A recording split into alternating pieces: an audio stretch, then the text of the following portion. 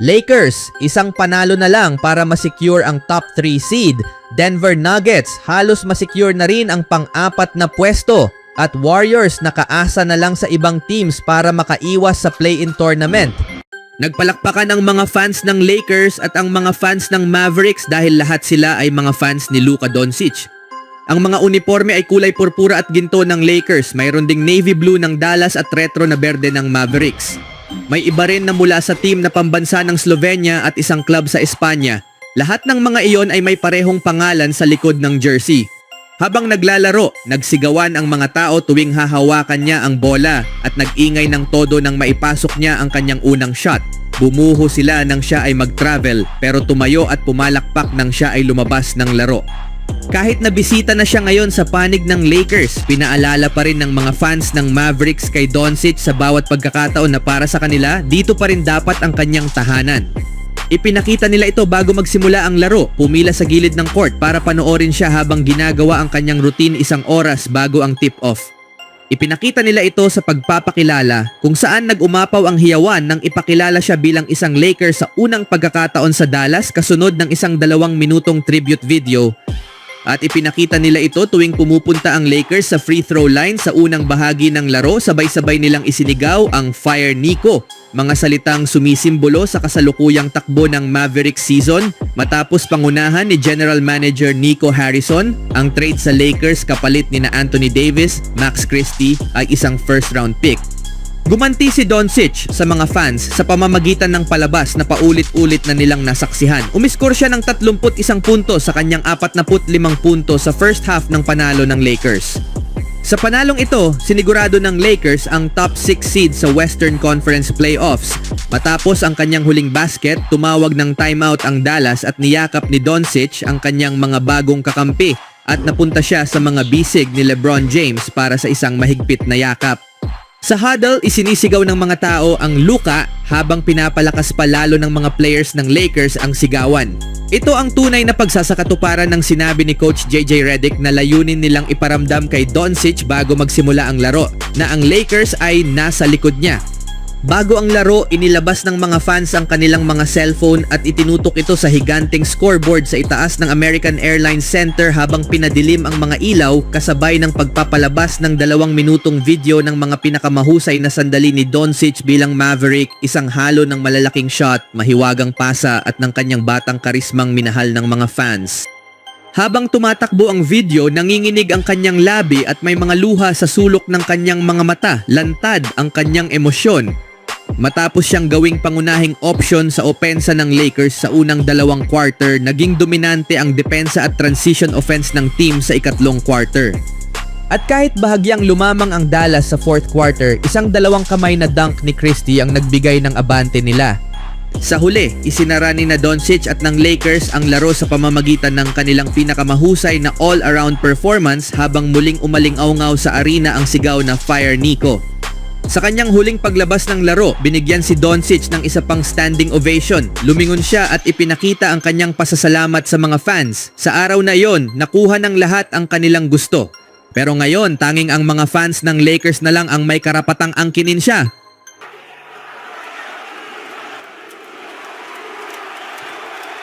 Sa sumunod na laban naman, ang mundo ng basketball ay kasalukuyang nagpoproseso pa rin ng balita tungkol sa pagkakatanggal kay Michael Malone, ngunit kinailangan pa ring maglaro ng Denver Nuggets sa mga huling laro nila bago ang playoffs. Sa ilalim ng pansamantalang coach na si David Adelman, tinalo ng Nuggets ang Sacramento Kings ngayong araw upang manatiling kasali sa career para sa playoffs, bagay na tila nasa gilid na lang ngayon para sa isang organisasyong maraming kailangang ayusin sa loob. Sa panalong ito, natigil ang 4 na sunod na pagkatalo ng Denver. Si Nikola Jokic, ang superstar na tila kulang sa suporta ngayong season, ay nagtala ng kanyang ika-33 triple-double ngayong season, pinakamarami sa NBA, na may 20 puntos mula sa 5 sa 12 shooting, 12 rebounds, 11 assists at 4 steals. Si Russell Westbrook na ang playing time ay umano'y isa sa mga pinagtatalunan sa loob ng pamunuan ng Nuggets ay nag-ambag lamang ng 5 puntos mula sa 2 sa 11 shooting, 4 na rebounds at 4 na assists. Nagambag naman sina Christian Brown na may 25 puntos, Aaron Gordon at Michael Porter Jr. na may tig 21 punto at si Jalen Pickett naman ay may 18 puntos mula sa bench. Ikinagulat ng basketball world nitong Miyerkules ang anunsyo ng Nuggets na tinanggal na nila si Malone na siyang naghatid sa kanila sa kanilang unang NBA championship 2 season na ang nakalilipas, pati na rin ang general manager na si Calvin Booth. Bagamat nahirapan ng Nuggets na ulitin ang tagumpay mula ng magkampiyon, si Malone ay kinikilala pa rin bilang isa sa mga mahuhusay na coach sa NBA. Ang ugat ng desisyon ay ang lumalalang relasyon sa pagitan nina Malone at Booth at nagpasya ang may-ari ng Nuggets na tapusin na ang ugnayan sa pareho. Sa ngayon, patuloy nilang hinahanap ang direksyon para sa natitirang bahagi ng season. Sa kasalukuyan, ika-5 pwesto ang Denver Nuggets sa Western Conference standings at sa susunod na laro tatanggapin nila ang Memphis Grizzlies sa paparating na linggo. Sa huling laban, pumasok ang Golden State Warriors nitong araw bilang isa sa 4 na teams sa Western Conference na may magkaparehong record at lahat sila ay naglalaban para sa top 6 na pwesto upang makaiwas sa play-in tournament. Hinarap ng Warriors ang San Antonio Spurs sa isang laro na inaasahang magiging pabor sa Golden State. Gayunpaman, umabot sa huling segundo ang laban dahil sa malamlam na opensa ng Warriors. Sa huling paghawak ng bola at ilang segundo na lang sa orasan, bumaling ang Spurs sa isa sa kanilang veterano, isang pamilyar na mukha na ikinagulat ng home crowd. Si Harrison Barnes na unang naglaro para sa Golden State sa loob ng 4 na taon ng kanyang career ay nagsilbing kontrabida sa laro matapos niyang ipasok ang game-winning buzzer beater mula sa labas ng arc. Sa nakakagulat na tagpo na naglagay sa Warriors sa alanganin habang papalapit ang pagtatapos ng season, nilagay sa alanganin ni Barnes para sa dati niyang team, ang Warriors. Dahil sa nakakabaliw na tagpong iyon, dagsa ang mga reaksyon ng fans sa social media, ibinabahagi ang kanilang pagkabigla sa naging resulta.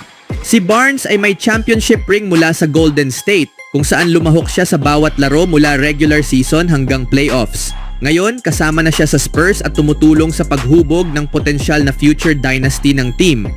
Natapos ni Barnes ang kanyang performance sa Golden State nitong araw na may 20 puntos at 6 na 3-pointers mula sa 9 na attempts. Hindi lang siya ang former Warrior na panalo dahil si Chris Paul na naglaro rin para sa Golden State noong nakaraang season ay kabilang din sa panig ng Spurs. Isa yan sa mga paraan para tapusin ito, sabi ng isang fans na sumasalamin sa iniisip ng karamihan. Ngayon, kailangang umasa ang Golden State na matalo ang mga team na nasa unahan nila upang makaiwas sa play-in tournament. Dahil kahit walisin nila ang natitirang mga laro ay maaaring hindi pa rin sapat. Sa kasalukuyan, nalaglag sila at nasa ika-7 pwesto ng Western Conference. Susunod na makakalaban nila ay ang Portland Trail Blazers ngayong Sabado. Play-in tournament na ba o may pag-asa pa para sa playoff spot? Ano ang masasabi niyo mga kaibigan?